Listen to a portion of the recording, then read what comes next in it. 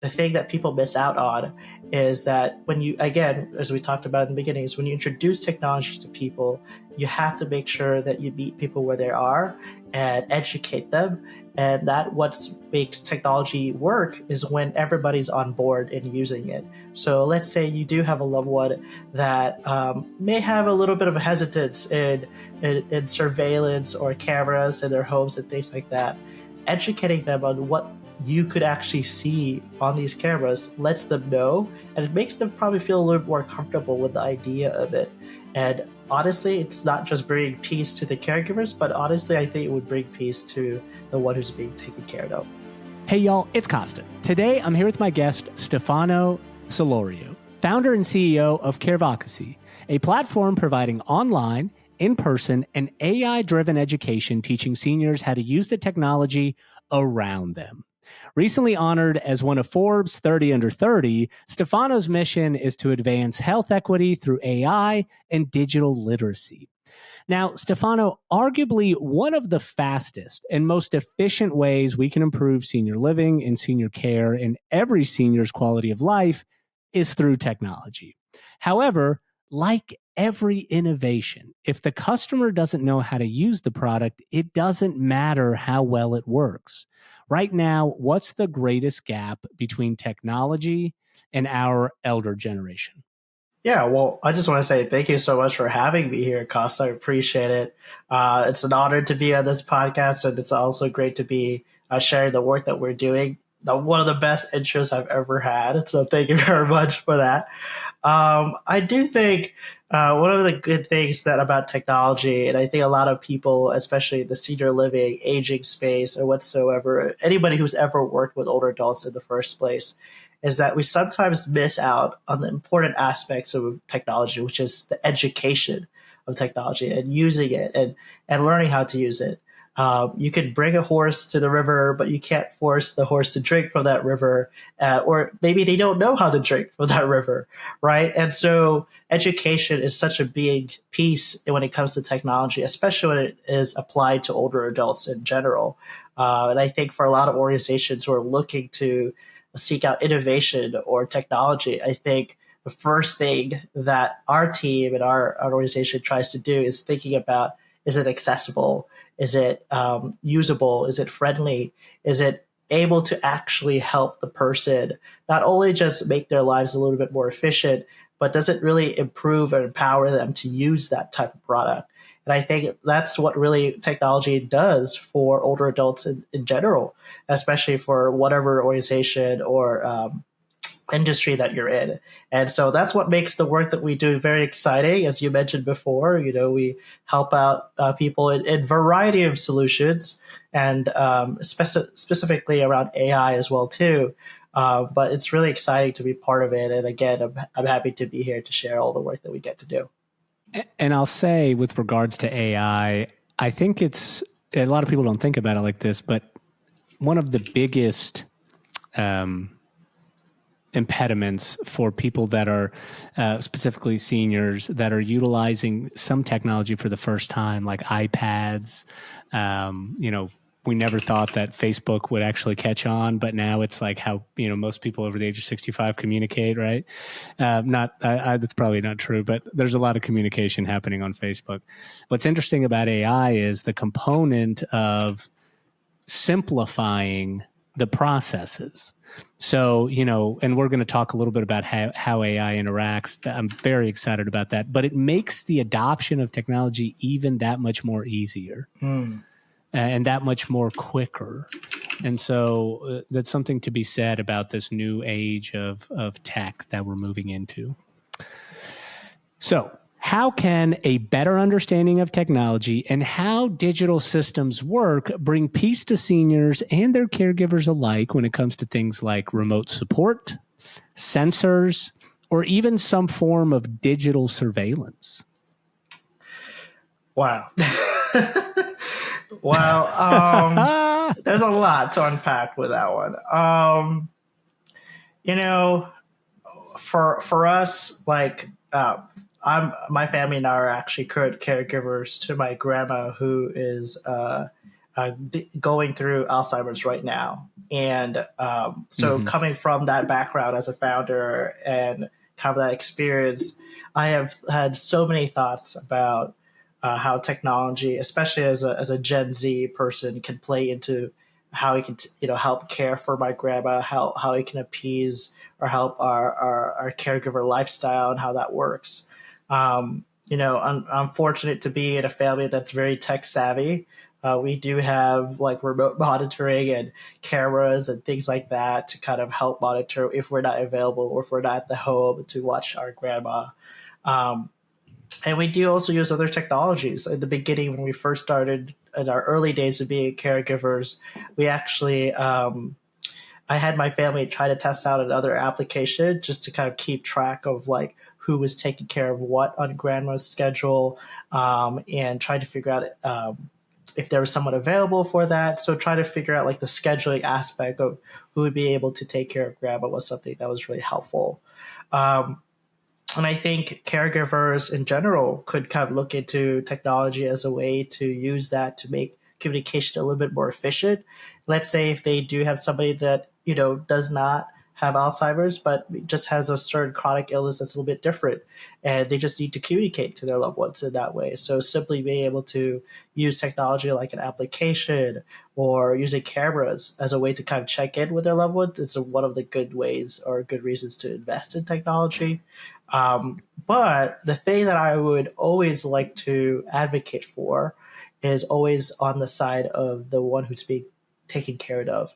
And that is, does the person want to be surveyed? Do they want to be able to do those things? Because I think the the thing that people miss out on is that when you, again, as we talked about in the beginning, is when you introduce technology to people, you have to make sure that you meet people where they are and educate them. And that what makes technology work is when everybody's on board and using it. So let's say you do have a loved one that may have a little bit of a hesitance in surveillance or cameras in their homes and things like that. Educating them on what you could actually see on these cameras lets them know, and it makes them probably feel a little more comfortable with the idea of it. And honestly, it's not just bringing peace to the caregivers, but honestly, I think it would bring peace to the one who's being taken care of. Yeah. And there are so many applications outside of cameras that people can use. So some cameras are only passive, so they only come on whenever somebody actually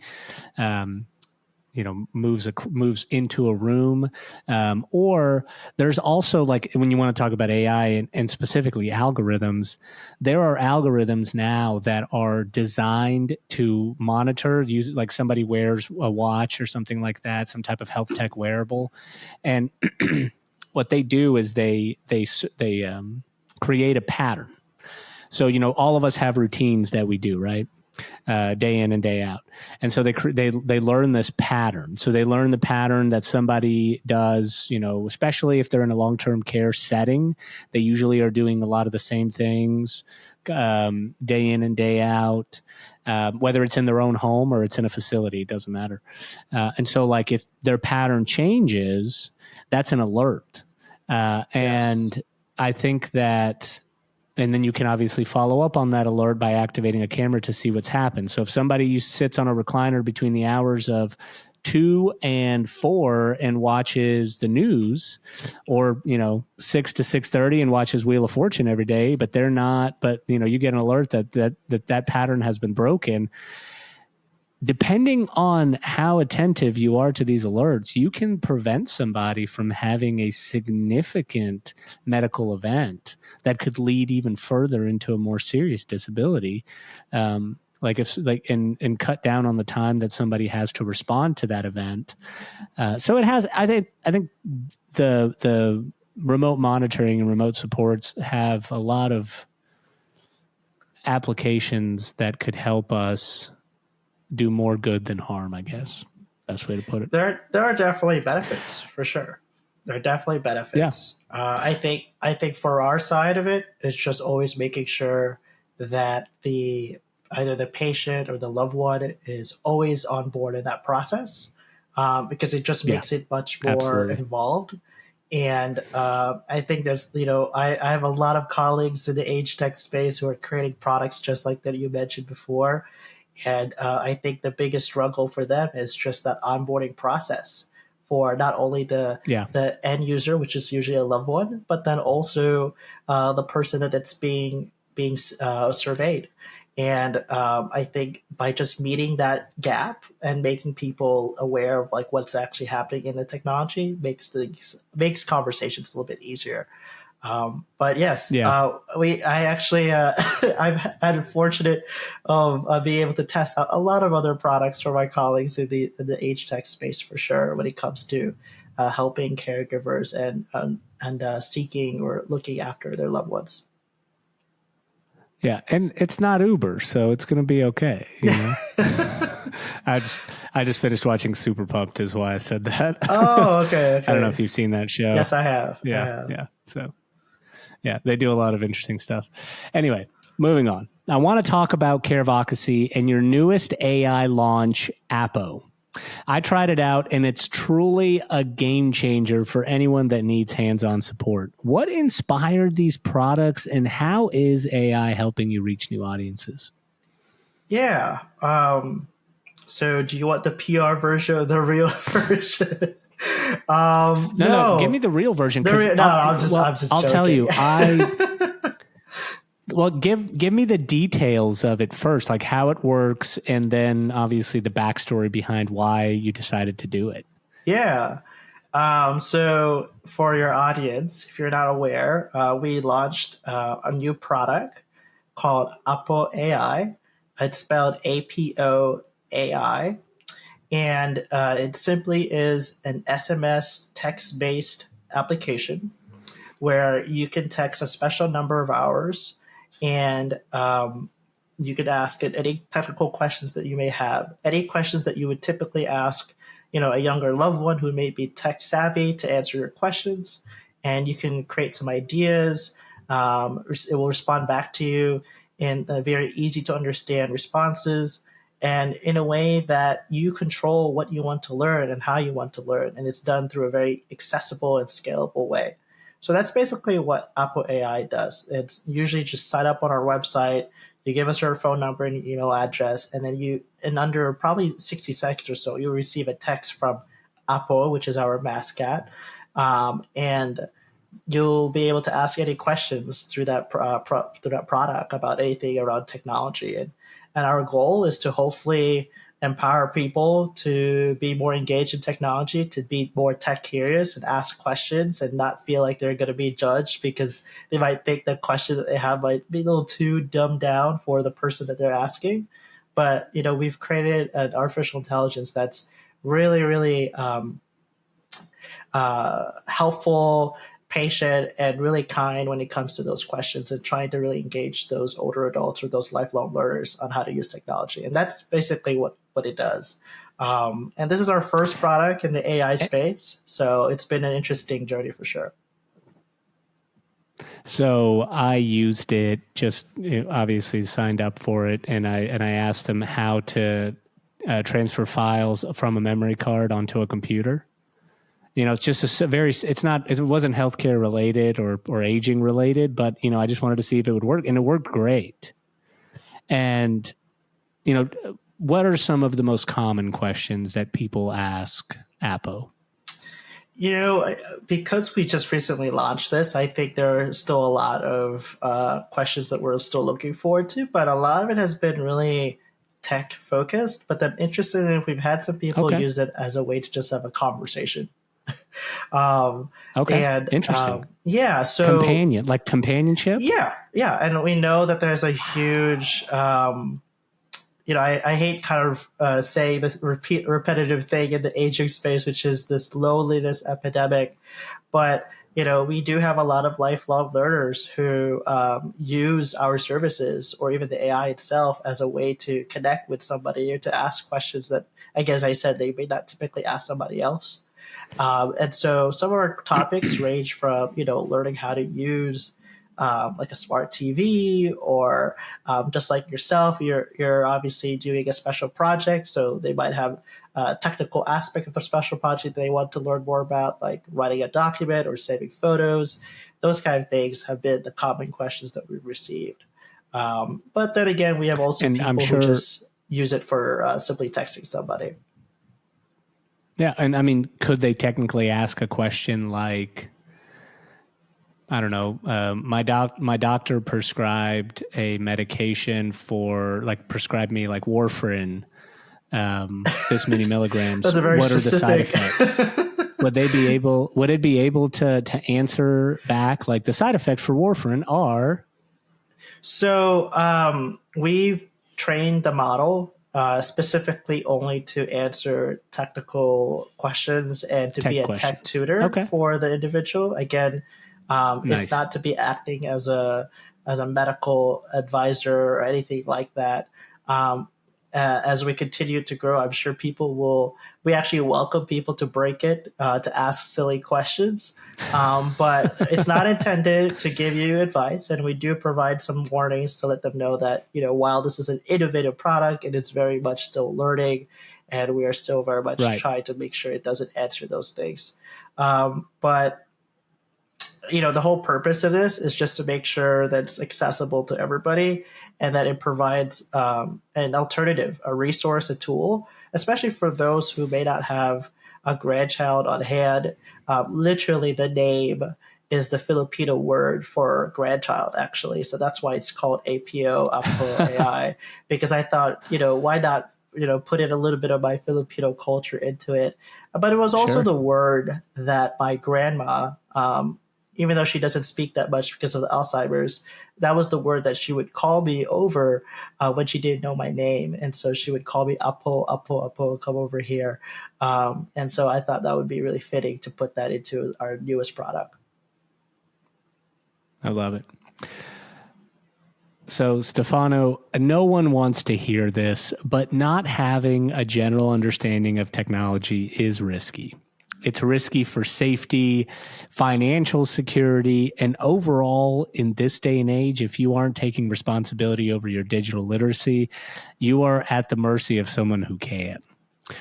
Why is this a message every senior and caregiver needs to hear? Well, why is it a big deal to really know about technology and to be able to be educated on it? Because I think for a lot of seniors and caregivers, we deal with a lot of vulnerable moments. And unfortunately, when we're in our vulnerable states, whether we're taking care of somebody or that we are at a vulnerable age, sometimes we're easily are able to be taken advantage of because we're not aware of the technology that's being used. And some of the things that we always tell our learners is that it is so interesting. When they are working with our tech tutors, their biggest fear is that they might accidentally click on something and they might go to something else that they didn't intend to. And the reason why that's a big fear of theirs is because they don't know where it's going to go. And if you, as you probably know, Mm-hmm. Acosta, as a techie person yourself, you know that when you press that X button or that square or that you press that back button, it's not going to take over your computer. It's not going to do anything to your computer. It's probably just going to close out the thing that you were actually doing. But for most of our learners and for those who are not familiar with those buttons, it's a very scary moment for them. And for those who don't know how to navigate that, someone can take advantage of it. They could say, "Hey, you need to purchase something in order to, have access to this so and so," and they're like, "Yeah, I think I have to do that." But most things you don't have to purchase them, and so being aware of what your options are in general, like tech education and being tech curious about those things, is very helpful for a caregiver as well as the seniors that they are probably serving. So let me ask you kind of an interesting question here. All right. So people that were born in the 40s, 50s, and 60s Mm-hmm. are the primary individuals that we are trying to engage into 21st century technology, right? something that you and I are pretty comfortable with, but others that haven't grown up with it, it takes time to learn. And we're going to talk a little bit about how you teach them. What do you think when we get older, when we get into our 60s and 70s and 80s, what are kids our age going to teach the next going to generation teach of us when we're old? Yeah. Like, yeah. what are we going to get taught? I have not given. Do you ever that think some, about that? I know I've never, I have not given that some thought. I am 24, so it's a little bit of far away from that. But being in the aging space, I do always think about those things once in a while, and being around a lot of older adults, it's definitely, you can't not think about that. Um, I think it's the same thing for how they're also experiencing technology today. I think the biggest changes of technology for lifelong learners today are the way that we, communicate with each other. So, this is just a very simple example, but, like, let's say that the best way to communicate back in the day was sending letters, and next thing, a decade later, it was emails, but then a decade later it was texting, but then a decade later it's DMs on social media, right? So I don't think for our future, when we become older adults, I guess, I don't think it would be anything. I don't think the base structure of technology will ever change. It's just the platform, the medium will change. And I think we just have to be aware of how that's used. And for me personally, I'm excited about how that will be used. And I think, when it comes to AI, like, being able to be more aware of how it actually works makes me a better consumer of technology. So that's how I think about it. I don't think there's going to be anything too innovative. I think it's just be changing mediums. I think you're absolutely right. And I think it's all based around, it's like you said, it's based around communication. I, on the other hand, go a little more extreme and think that it's going to be like an iRobot, where everyone's going to have a robot in the home, and we're going to have to, like, learn how to, or just a robot out and about, whether it's in schools, what have you. I think robotics is, just from what I'm seeing in the long-term care space, I think that it is going to have an outsized effect over the next 30 years, depending on our immigration policy, of course. Now, moving on.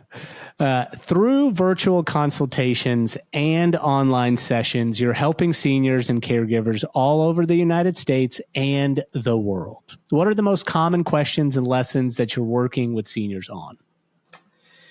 Wow. I like how you just create emphasis on the world. That makes a lot of our impact a little bit more bigger than I thought it was. The most common things, I think, for a lot of our learners is that honestly goes back to communication. For example, the most common used application for a lot of people internationally is WhatsApp. And so WhatsApp tends to be the most, used tool when it comes to talking to loved ones in other parts of the country. You might have older adults who are interested in using social media, not because they want to post anything per se, but it's just because their loved ones are using that to communicate to them. And so, as I mentioned before, it's always about communication and reaching out and having someone that they can talk to. And that's been our biggest ask from our classes and our lessons. Other things is other special projects. We actually helped out a 92-year-old Holocaust survivor learn how to use TikTok. Oh, wow. Because he was also a conductor, a maestro, a pianist, just a musical talented person. And him and his wife, actually during the pandemic, learned how to use Facebook Live to do their performances for their friends and family. And they hosted these kind of like ongoing events. So you have amazing people like those individuals who have used technology in that way. And you have others who want to just use it to talk to their loved ones. The biggest challenge of the work that we do isn't even about teaching the technology. It's actually being a friend and being a companion and being almost a therapist. They don't want to admit that they are purchasing a therapist. They just want to say it's a tech tutor, their teacher. But in reality, a lot of our learners come in with so much background and story, and it's always just making sure that they have someone they can talk to when it comes to their technology education. And the isolation epidemic that you were describing, or crisis that you were describing, it's a real thing. I will say a lot of times just sitting down with somebody and having a conversation with them, and that's a really hard thing to do nowadays, because all of us are behind screens, or we are very, very busy going from one thing to another, and you can't find time, to just go and take a walk in the park with your mom or your dad or your grandma or your grandpa. So you have to change the way we communicate and the way that we provide companionship. And so I'm excited to see how your product evolves. I want to ask something just to dive a little bit deeper. If you take the communication and the companionship aspect out, how can digital literacy help lessen some of the accessibility issues that seniors face? Yeah, so in my space, so you had mentioned before, we work with a lot of healthcare payers and providers, and the biggest conversation that we've had has been about how does digital literacy ultimately affect the social determinants of health. And if you're not familiar with that terminology, social determinants of health is basically a phrase that says these are the categories in your life that determine whether you're a healthy person. And some of these categories are access to education, access to healthcare, access to housing, to food, to communication and connection. These are the categories that determine your health. We have found studies and articles and literature that really supports that in order to even be able to improve or address these social determinants of health, there has to be a form of digital literacy to have access to those things. What does that mean? So, for example, you and I are very much capable of being able to take a class online because we know how the internet works, or video calling. Imagine that for someone who has no idea how video call works.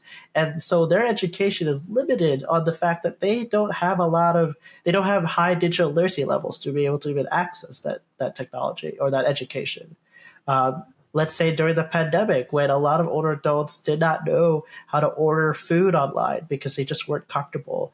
They would rather ask a neighbor or other people in their life who may not be able to always be there, but if they had learned how to use applications like DoorDash or Uber Eats or anything like that, that could have helped them in those times. But even for today, post-pandemic, right? Accessing your healthcare needs is so important more than ever.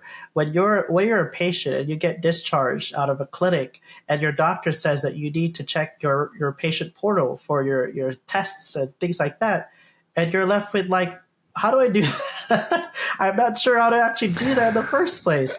How do you know you're an active consumer of the healthcare system if you're not even able to access your own healthcare records?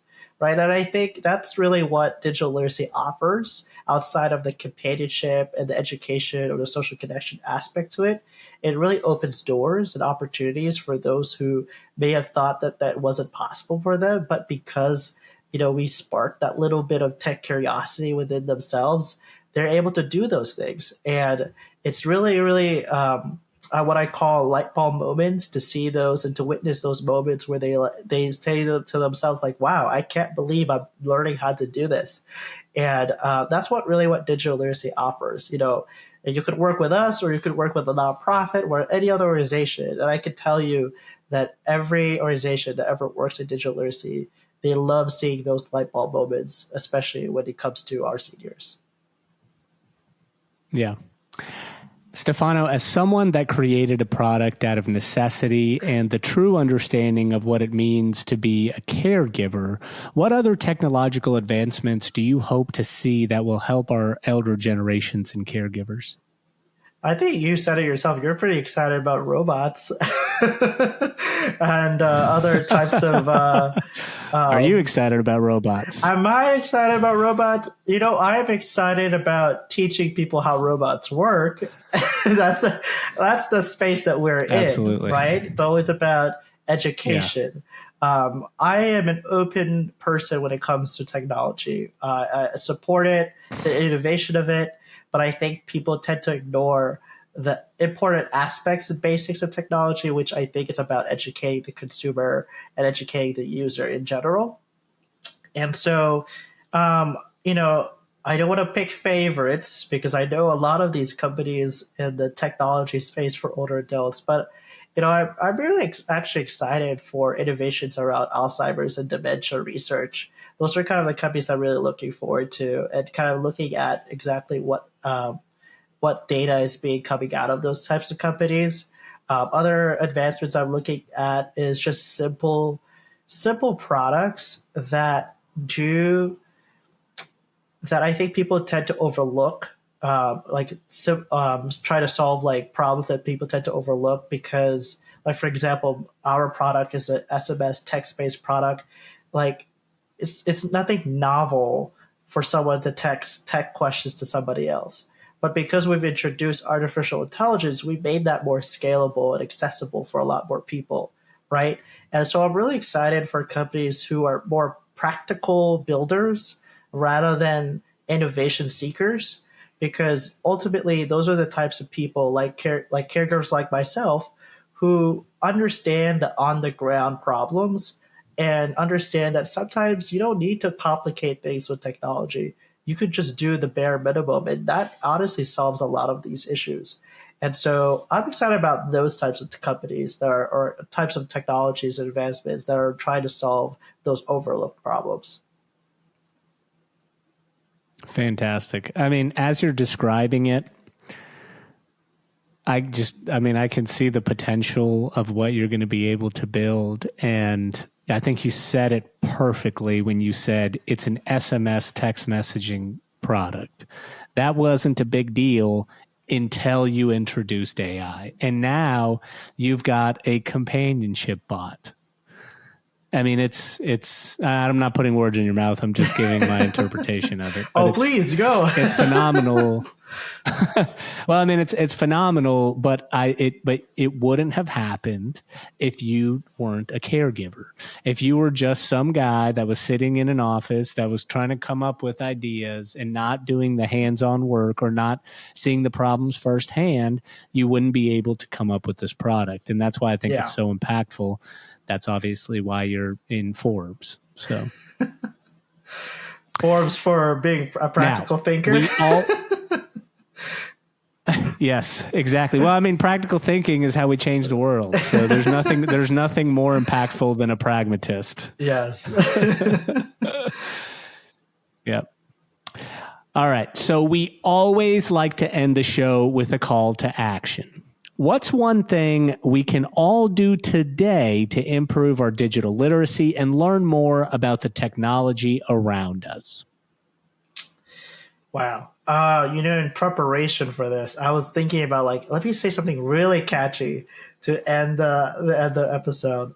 But honestly, my pragmatic version of me just want to say that, if you're curious about learning new things, we welcome it. Like you should explore it, invest in it. Something that we say in our team internally is that learning is ageless, and we show that every single day through our videos, through our content, through the work that we do.